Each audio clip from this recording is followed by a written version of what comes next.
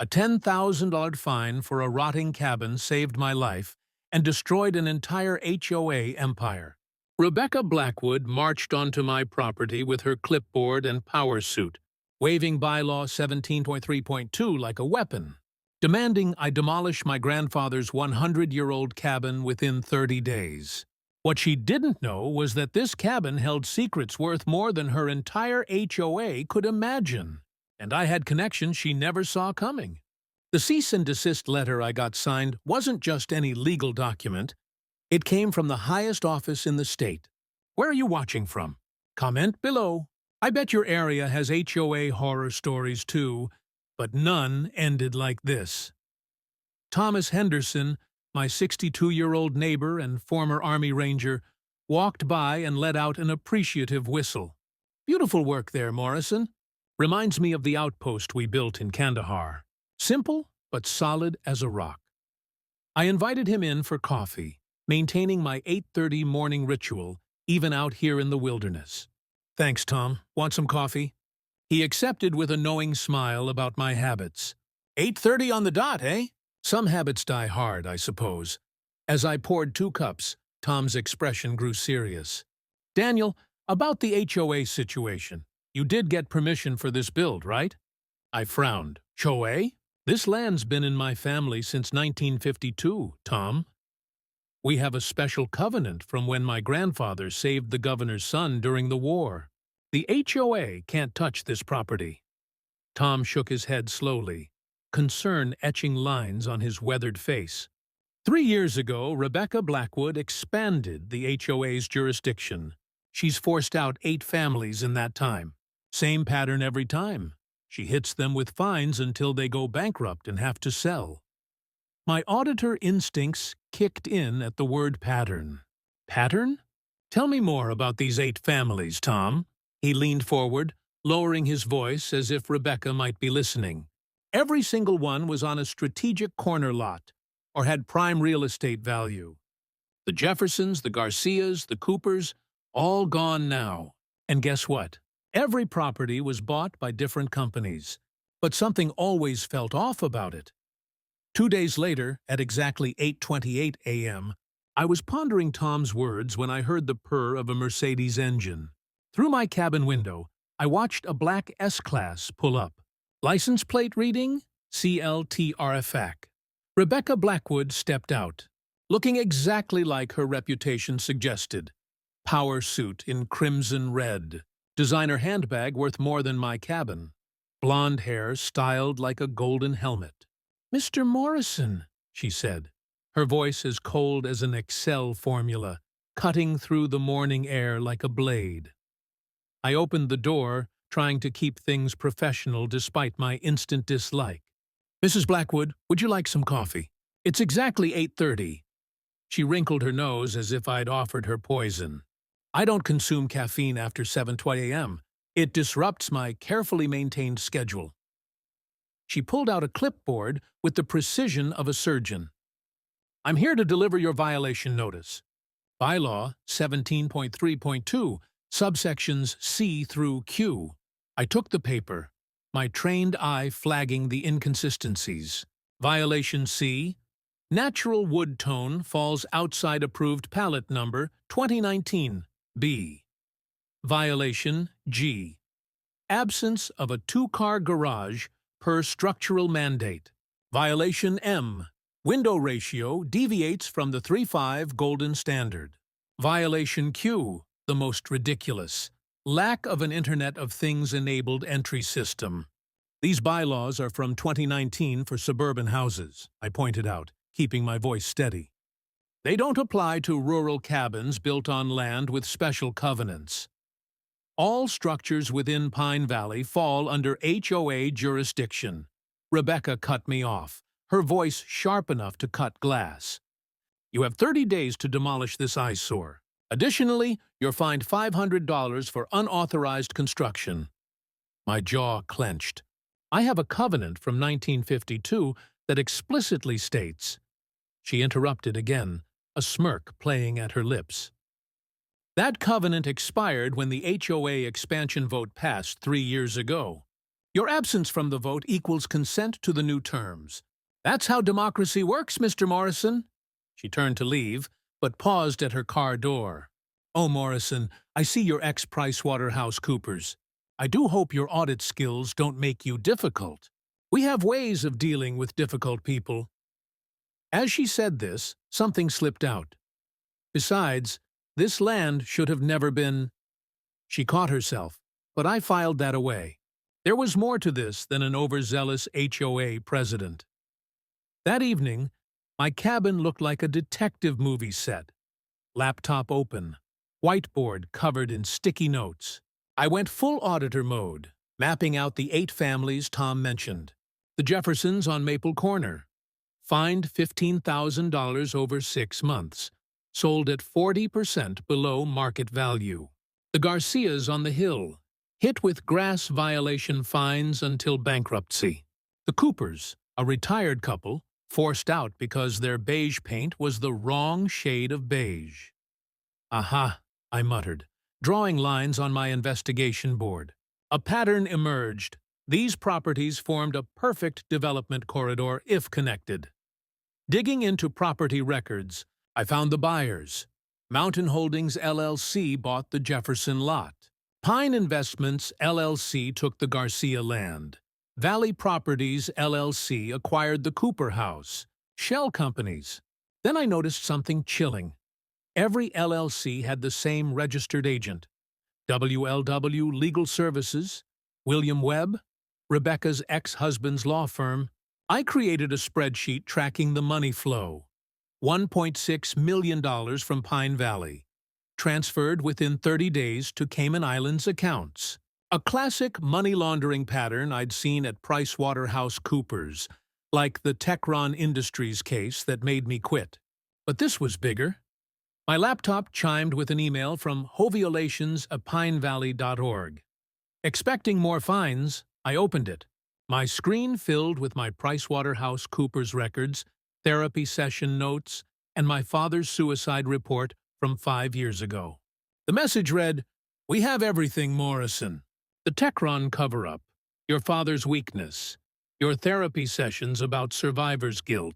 Leave voluntarily, or Pine Valley learns why you really quit your job." My hands trembled. This wasn't just an HOA president. Someone had hacked classified medical and corporate records. My phone rang. Tom. Daniel. Rebecca just met with strange men at the old warehouse on Route 6. Black SUVs, expensive suits. Definitely not locals. I've seen this in Afghanistan. It never means anything good. At 4 a.m., I couldn't sleep. My father's suicide replaying like a broken record. If only I'd seen the signs, I whispered to my 4th coffee, remembering how financial pressure broke him. But I couldn't dwell. Not when someone was using his death against me. Screw this, I decided, calling Lisa Brown, my law school friend in Denver. I need legal help, urgently, I said when she picked up on the 3rd ring. Her office hadn't changed. Modern furniture, floor-to-ceiling windows. Daniel, I heard about your cabin project. Good for you getting out of the corporate grind. God, you look terrible. When's the last time you slept? I hesitated, old feelings stirring, then pushed them down. Lisa, I need professional help only. This isn't a social call. Disappointment flashed across her face before her lawyer mask slipped on. Of course. What's wrong? I told her everything, showing the blackmail email. Her face paled. This is criminal. We need to go to the police immediately. I shook my head. No, first I need to map the network. Remember Forensic Accounting 401. Follow the money before you make your move. I showed her the pattern. 8 families, LLC connections, money trail. Well, legal services. That's William Webb, Rebecca's ex-husband, Lisa said, her legal mind racing. All the LLCs use the same legal services, and the funds route through 7 shell companies to the Caymans. The volume suggests bigger players than just a vindictive HOA president. My phone rang. An unknown number. Mr. Morrison, this is Bradley Stevens, deputy on the HOA board. I need to talk privately. It's urgent. We met at a coffee shop on Denver's outskirts. Bradley looked like he hadn't slept in days, glancing around nervously, fidgeting with his coffee cup. My wife Emily is pregnant. We've got medical bills piling up. I never wanted this job, but I had no choice. His hands shook as he slid a USB drive across the table. Rebecca makes me document everything, real or fabricated violations. I kept copies as insurance. I knew this would crash eventually. I plugged the USB into my laptop. The files made my jaw drop. Audio recordings, emails, doctored photos. An audio file played, Rebecca's voice. Morrison has that 1952 covenant, but I don't care. Find violations. A male voice. There aren't any real ones. Rebecca, ice cold. Then create them. Bylaw 17.3.2 is flexible enough to justify anything if you word it right. Worse were email threads with someone identified as VR. VR wrote, Morrison property critical for Phase 2. Cannot delay past second quarter. Rebecca replied, he's an ex-auditor. Dangerous because he sees patterns others miss. VR's reply chilled me. Then escalate immediately. The old man's land must be cleared by June. An attached file, Project Homestead 1952 Geological Survey, was password protected. Who is VR? I asked Bradley, now sweating despite the air conditioning. Vincent something. I heard the name once. Could be Russian, maybe Italian. Scary guy. Not someone you want to cross. That afternoon, I returned to my cabin to find it violated. Truck tires slashed, windows smashed, red spray paint across the door reading, Leave or Burn. Tom came running over with his rifle, still in ranger mode. I saw everything. 3 men in ski masks. Drove off in a black van. I've called the cops. Don't, I stopped him. This is bigger than local law enforcement. I showed him the USB, his expression darkening. This is organized crime, Tom. Like Kandahar when the local police were compromised. Same playbook. Tom's jaw tightened. Then you need backup. Real backup. I've got ranger contacts. My phone rang. Lisa panicked. Daniel, my firm just got threatened. They said if I represent you, they'll pull all Pine Valley contracts, 40% of our revenue. I felt guilty. Lisa, I'm so sorry. She cut me off with profanity that would make a sailor blush. Screw them and the firm. I'm driving to your cabin. We're ending this corruption. That midnight, we held a strategy session in my damaged cabin. Me, Lisa, Tom around my kitchen table covered in documents and laptops. I summarized, we have evidence of money laundering through HOAs, conspiracy against residents, and this VR figure connected to Project Homestead. Tom's phone buzzed. A military contact. Vincent Russo, he read. Connected to the Italian mob, specializes in property acquisition through intimidation. Bad news, Daniel, I laughed darkly. From HOA to Mafia in 1 week. That's a record. Lisa brightened. Professor Williams from law school. He's now chief of staff for Governor Torres. The governor hates corruption, Bradley called, frantic. Emergency board meeting happening now. I'm hiding outside, listening. They're filing criminal charges against you. My stomach dropped. What charges? Bradley's words chilled me. Embezzlement from PricewaterhouseCoopers. They have fake evidence saying you stole client funds. Your old boss, David Brown, is testifying for them. That's impossible. My record is spotless, Bradley interrupted, hyperventilating. Brown is working for them. I heard a name. Citadel Group. Rebecca let it slip and went white when she realized I was nearby. The pieces clicked. Citadel Group, Vincent Russo, Project Homestead, my former boss. Lisa was searching. 1952, Geological Survey. Oh my God, Daniel, look. She showed an old newspaper scan. Local war hero Morrison keeps gold discovery secret. Protects Valley from mining corporation takeover. Tom whistled. Gold? There's gold under your cabin. I stared, mind reeling.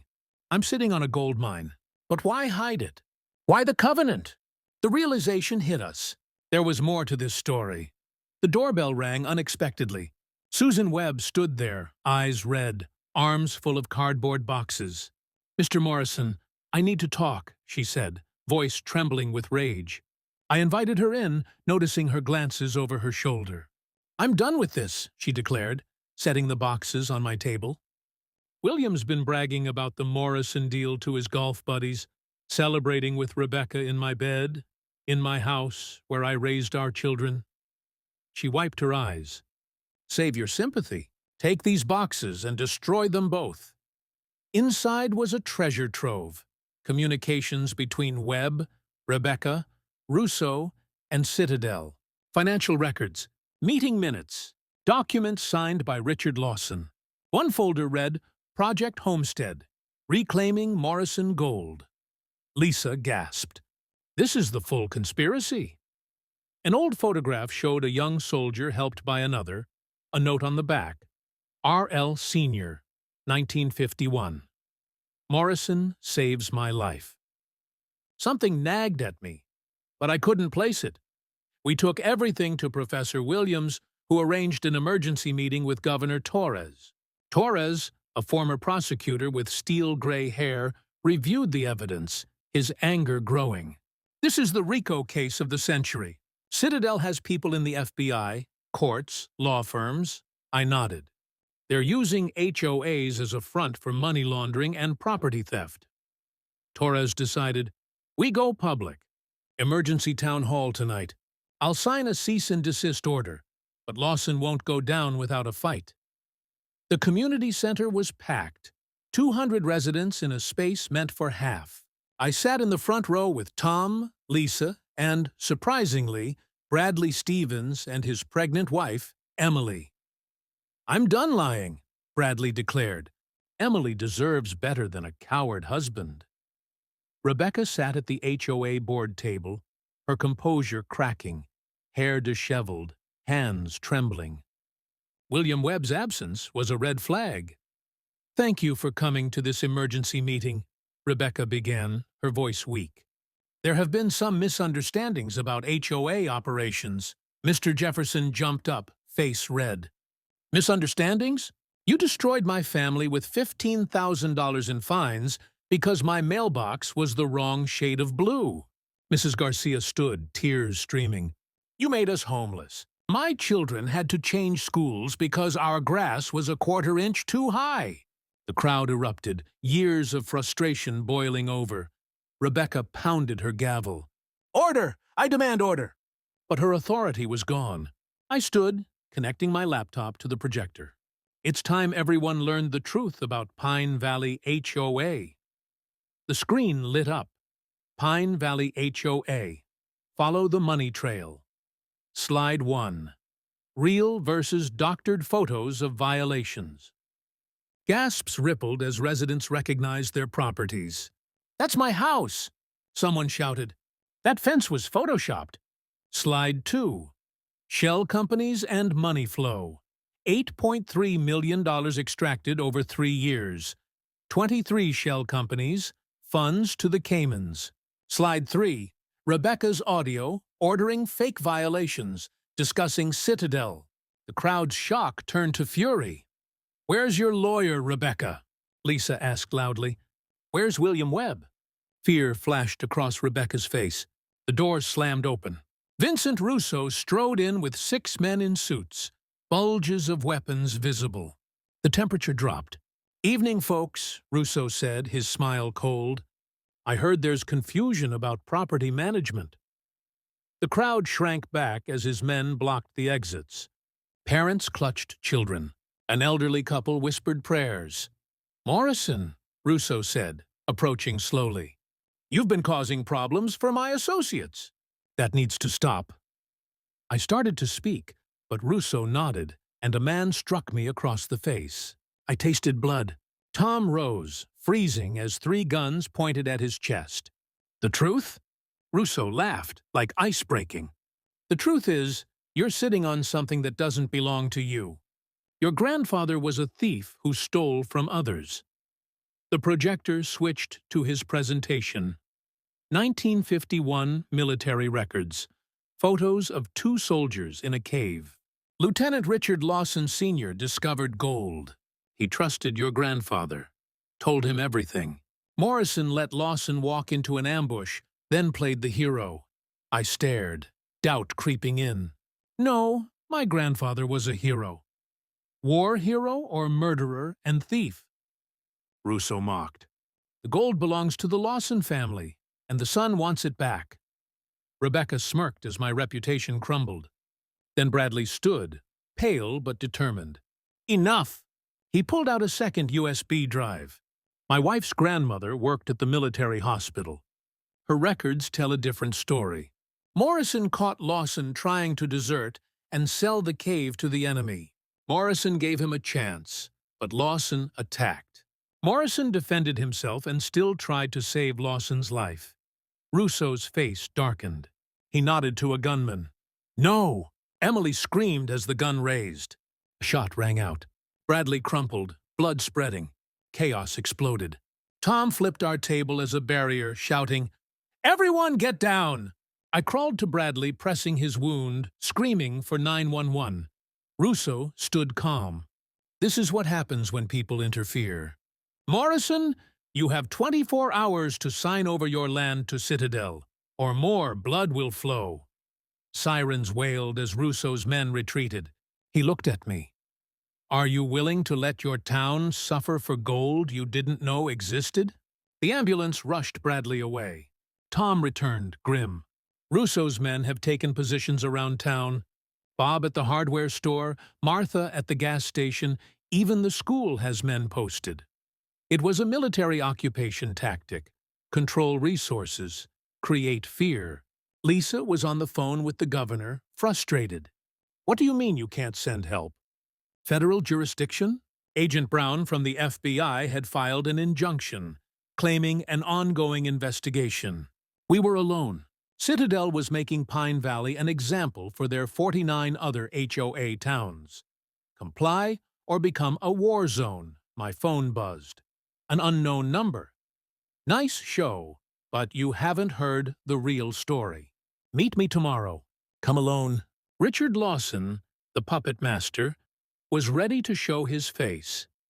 The Broadmoor Hotel stood like a grave marker, 40 miles from Pine Valley. Once a luxury destination, now a skeleton of broken windows.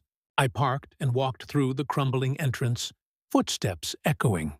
Richard Lawson waited in the grand ballroom, his Armani suit out of place amid the decay. At 65, his silver hair and cold blue eyes looked through me. Morrison, he said, his cultured voice carrying.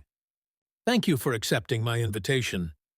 He gestured to a dusty chair and an old photo album. Please sit. Bradley Stevens better survive, I said coldly, standing. Vincent gets enthusiastic, but he's effective, Lawson replied, conversational, like we were discussing the weather. What do you want, Lawson? He opened the album slowly. Do you know why my father joined the army? To escape poverty. Our family had nothing. Failing farm, starving grandparents. The army was his chance. He showed photos of a hopeful young soldier, then later ones where hope had died. He discovered the gold by accident. Wrote my mother we'd never be hungry again. His voice cracked. Then he chose treason, I started, but Lawson exploded. Survival, he roared. War isn't about honor. It's about staying alive. My father wanted to come home. Your grandfather promised to split the gold 50-50, gave him geological surveys from enemy documents. Morrison reported him as a deserter, kept the gold, built his legacy while my family rotted in poverty. He showed a military tribunal document, but my auditor's eye caught wrong dates and signatures. This doesn't prove anything, I began. Lawson cut me off. I don't need proof. I need justice. For 70 years, your family enjoyed the life my father should have provided. I've built my empire to reclaim what was stolen. He paused, catching himself. The third party in this was never revealed. Here's my offer, Morrison. Sign over the land. I'll give you $5 million to disappear and live comfortably anywhere. Just leave Colorado. I felt sick at his casual discussion of destroying my community. And what happens to Pine Valley? His smile was like a shark's. It becomes a citadel development. Casino, resort, luxury condos. The current residents can sell at market value or experience Rousseau's management style indefinitely. You're insane if you think I started, but he held up a hand. I'm a son seeking justice for his murdered father. You have 24 hours to decide.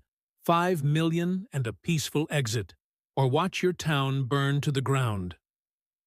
As I drove back to Pine Valley, my phone rang. Tom's voice was excited.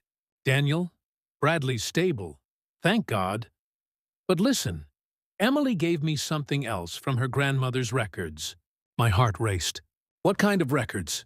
Tom's next words changed everything. Hospital records from 1952.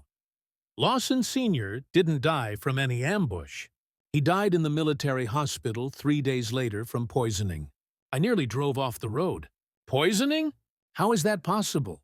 Tom continued reading. The visitor log shows a lawyer named Charles Beaumont visited him the day before he died. Beaumont was representing the Celestial Mining Company, the same one your grandfather fought to keep out of Pine Valley. My mind raced to connect the dots. So Lawson Sr. wasn't a traitor. He was murdered because he knew about the gold.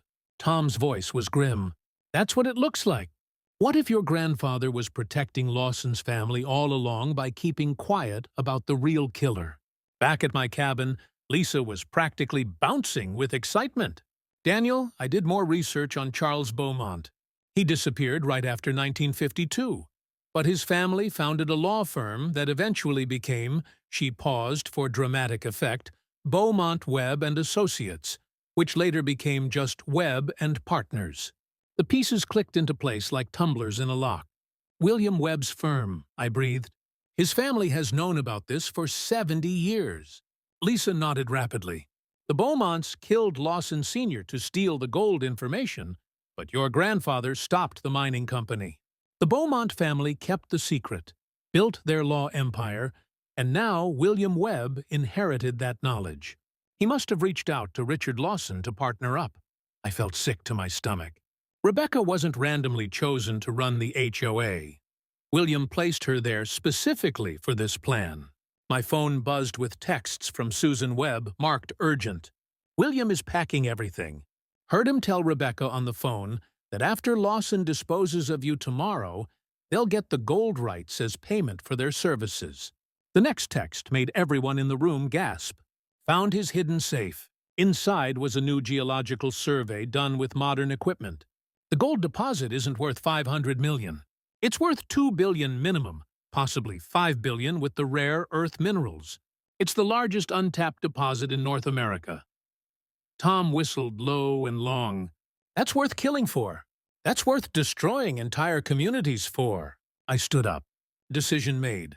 No, this ends tonight, not tomorrow, tonight. My friends looked at me with concern. Daniel, what are you planning? Tom asked carefully. I looked around at these people who had risked everything to help me. Lisa had thrown away her career. Tom had put himself in physical danger. Bradley was lying in a hospital bed because he chose to tell the truth. And I realized something important. My grandfather hadn't hidden the gold for wealth. He'd hidden it to prevent exactly this kind of corruption and violence. I'm going to do something Lawson will never expect, I said, pulling out my phone. I dialed a number from Rebecca's HOA files. Rebecca, it's Daniel Morrison. I know you're scared. I know they're using your daughters against you. If you ever want to see Emma and Sophie again without fear, we need to talk tonight. The 24-hour diner glowed like a lighthouse in the darkness, halfway between Pine Valley and Denver, where neither Lawson nor Rousseau would think to look. Rebecca arrived alone, and I barely recognized her. The perfect HOA president facade had crumbled completely. Her designer suit was wrinkled, her perfect hair hung limp, and her hands shook as she slid into the booth across from me.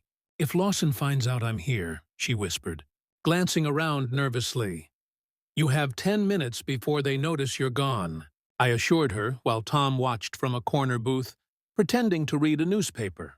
We've been monitoring their patterns. She wrapped her trembling hands around a coffee cup like it was a lifeline. I didn't know about the killings. About Bradley. I thought it was just property development, just business. I swear I didn't know it would go this far. Lisa leaned forward aggressively. That's complete bulls, but I cut her off with a gentle hand on her arm.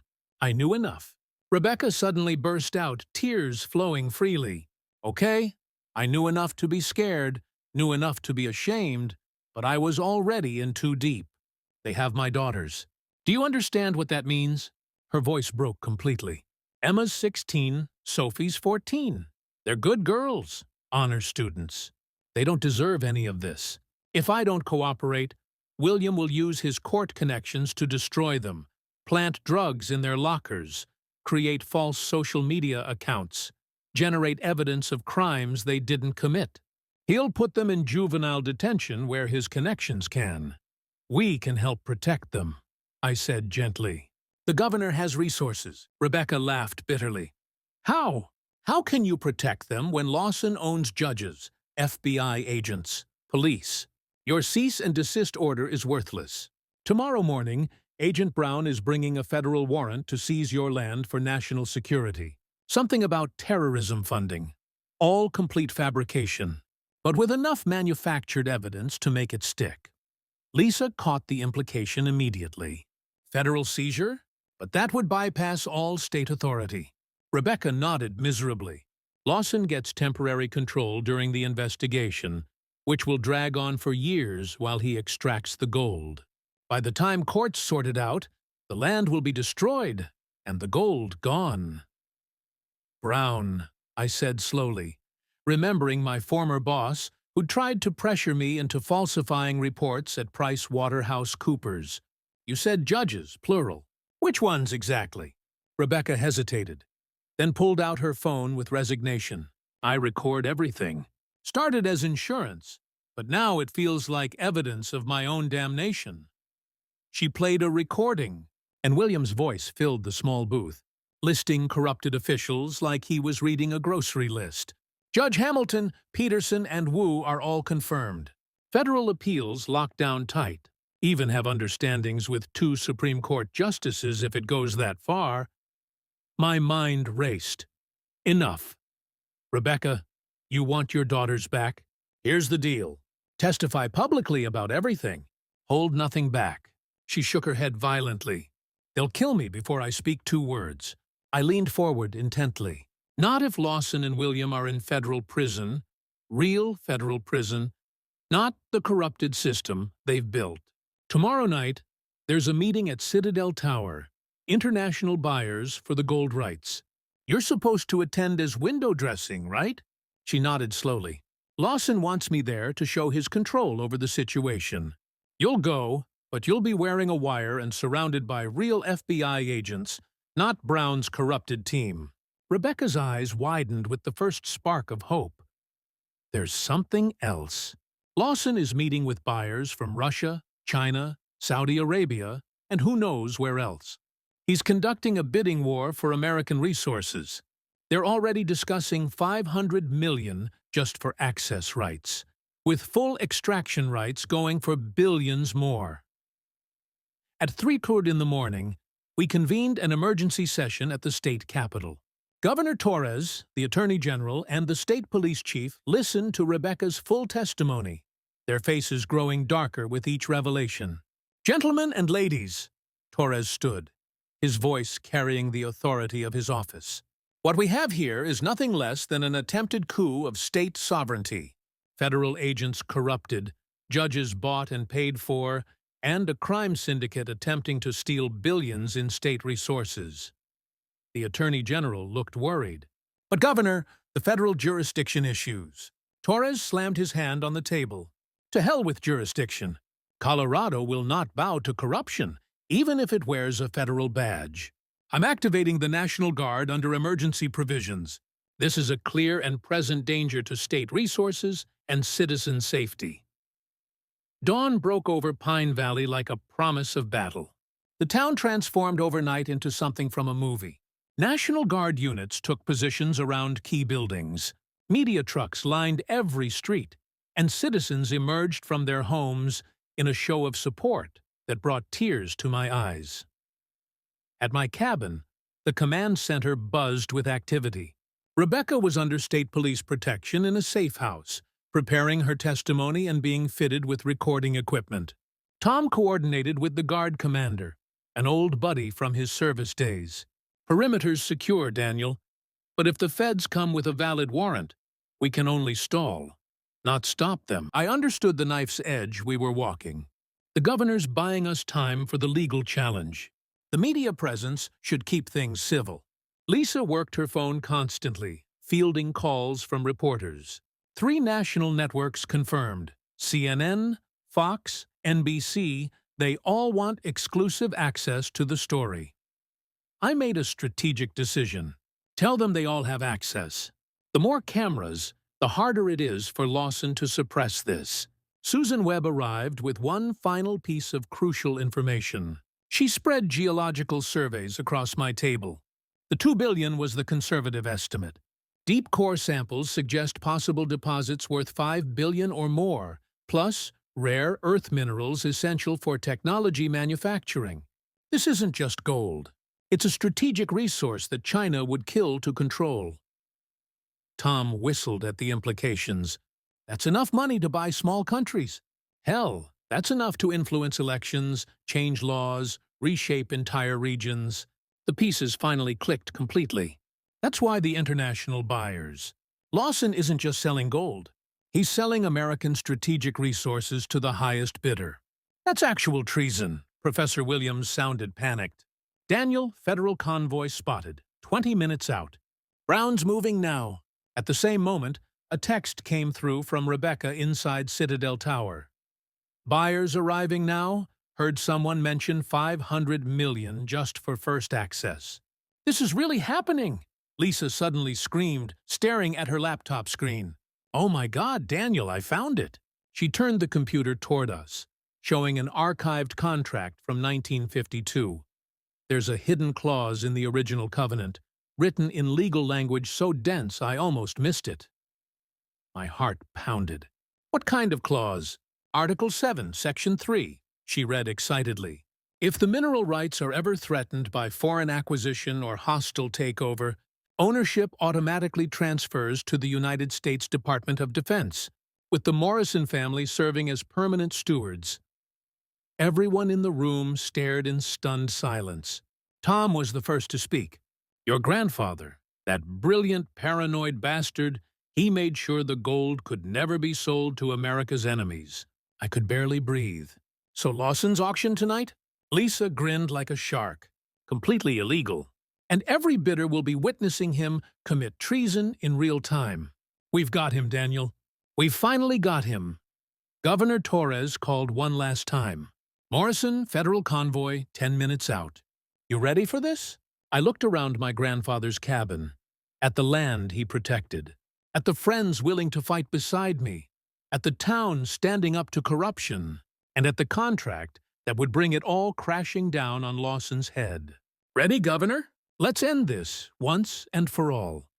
Word in the morning arrived with federal vehicles surrounding my property.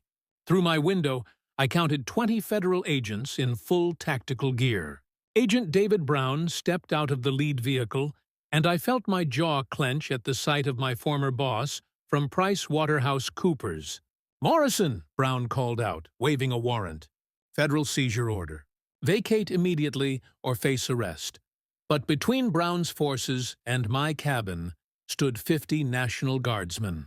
Colonel Martinez stepped forward with military precision. Federal agents do not have jurisdiction on a state emergency scene without proper authorization. Brown's face flushed red. This is a federal matter involving national security. His protest was cut short as Governor Torres appeared, flanked by state troopers. Alleged federal matter, Torres corrected, pulling out paper which I am formally challenging. And Agent Brown, I have a warrant for your arrest. The color drained from Brown's face. What? The state attorney general stepped forward. David Brown, You are under arrest for conspiracy, accepting bribes, and falsifying federal documents. We have evidence of payments from Citadel Group totaling over $2 million. Brown tried to run, but was quickly tackled. His phone fell, showing an incoming call from R. Lawson. "Answer it on speaker," I suggested.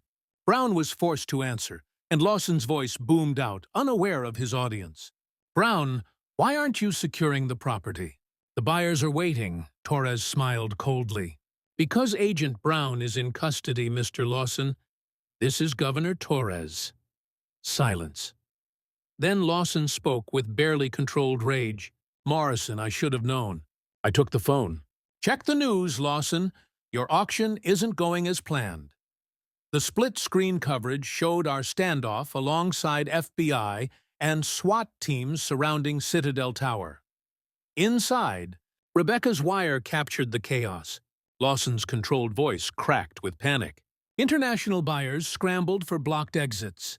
William Webb could be heard destroying documents. "Nobody move." The FBI director's voice boomed. "Everyone is under arrest for conspiracy to traffic in stolen government resources." The wire captured Lawson's desperate attempts to maintain control. Buyers shouting in multiple languages, briefcases of cash abandoned. "Richard Lawson," the FBI director announced, "you are under arrest for treason." Back at Pine Valley, Lisa addressed the media with the covenant. Article 7, Section 3 states that should mineral rights be threatened by foreign acquisition, ownership transfers immediately to the Department of Defense, with the Morrison family as permanent stewards. Gasps rippled through reporters. I stepped forward. "My grandfather protected this gold to ensure it would never corrupt our democracy or be sold to foreign powers." Brown screamed desperately. "Lawson owns everyone, judges, senators." Torres smiled grimly. "Thanks to Rebecca Blackwood's recordings, we know exactly who Lawson owns. They're all being arrested." The next hours became a cascade of arrests. 3 federal judges, 12 FBI agents, 23 HOA board members across 10 states. William Webb was dragged from his office. Vincent Russo was caught at the airport. Rebecca's testimony, broadcast from protective custody, became the day's most powerful moment. "I'm sorry I let them use me against innocent families, but Daniel Morrison showed me that standing up to corruption is the only way to protect those we love." At Citadel Tower, Lawson was being led out when I arrived with state police. "You think you've won?" Lawson hissed. "The network is bigger than you imagine." I studied him. "I know about your father, and I'm sorry. But you chose revenge over justice." "Justice?" Lawson exploded. "Where was justice when my father died?" A voice interrupted. "Right here, waiting for truth to come out." Everyone turned to see an elderly woman being helped from a car. "Mrs. Beaumont," Lawson gasped. "Charlotte Beaumont," she confirmed. "Charles Beaumont's widow. I must speak." After 70 years of silence, her confession, broadcast live, rewrote history. "My husband poisoned Richard's father in that hospital. He wanted the gold for the mining company. Morrison tried to stop him and made sure the gold would never fall into corrupt hands." She turned to Lawson with tears. "Your father wasn't a traitor. He was murdered for discovering the gold. Morrison protected you from that truth. He saved you as a baby when my husband would have killed you too." Lawson's legs gave out. "No, impossible, my whole life." Charlotte handed me an envelope. "Morrison left this for his grandson when truth came out." I read my grandfather's words. The man I saved had a son who grew up hating me for a lie. I couldn't tell him the truth without destroying him. I kept the gold hidden to prevent greed from corrupting more lives. The real treasure was protecting others, even from truths that would destroy them. Guard the land, guard the truth, and remember that integrity is the only gold that matters. Lawson was led away, broken, mumbling, all for nothing. 70 years. Charlotte handed me another envelope. "Your grandfather said only open this if Lawson survived learning the truth." Inside was a single line. "The gold was bait. The real treasure is what Lawson's father actually found." "JM, my blood ran cold." "What do you mean the gold was bait?" Charlotte smiled sadly. You didn't think 5 billion in gold was the real secret, did you? Your grandfather was far too clever for that. 1 month after the explosive events that transformed Pine Valley from a quiet mountain community into the center of a national scandal, the changes were visible everywhere. The HOA had been completely disbanded and replaced with an elected council actually representing residents' interests. Tom Henderson, the war hero who'd stood by me through everything, had been elected mayor by a landslide. Bradley Stevens, recovered from his gunshot wound, now headed financial oversight for the town with a determination to never let corruption take root again. Lisa had opened her own law firm specializing in helping HOA abuse victims, with a waiting list of clients stretching across the country. The federal investigation had revealed the true scope of Citadel's corruption. 50 HOAs across 10 states had been fronts for money laundering and property theft. $3.2 billion had been stolen from homeowners over 20 years, with 847 families wrongfully displaced. The numbers were staggering, but each represented real people whose lives had been destroyed by greed. Governor Torres visited my cabin on a crisp autumn morning, bringing news about the gold's future. The Defense Department has agreed to a unique arrangement, he explained, accepting a cup of coffee at exactly 8:30, a habit he'd picked up from our meetings. The gold will be carefully extracted using environmentally responsible methods, with all profits going to education and health care for Colorado residents. But the land itself remains under the Morrison Foundation's protection. With you as chairman, I smiled at the irony.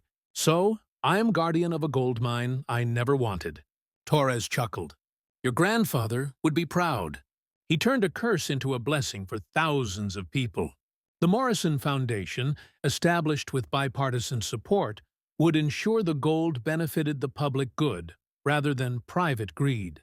It felt like the perfect honor to my grandfather's legacy. A letter arrived from Rebecca Blackwood, writing from minimum security prison, where she was serving a reduced sentence for her cooperation. Daniel, my daughters visited yesterday. It was the first time I've seen them smile in 5 years. Thank you for showing me that courage isn't the absence of fear, but acting despite it. I'll spend whatever time I have left earning the forgiveness of those I hurt. Rebecca, even she deserved a second chance, I thought, carefully filing the letter with the others from people whose lives had been touched by these events. The documentary crew that arrived 6 months later found me reluctant to relive the drama, but I'd agreed because the story needed to be told.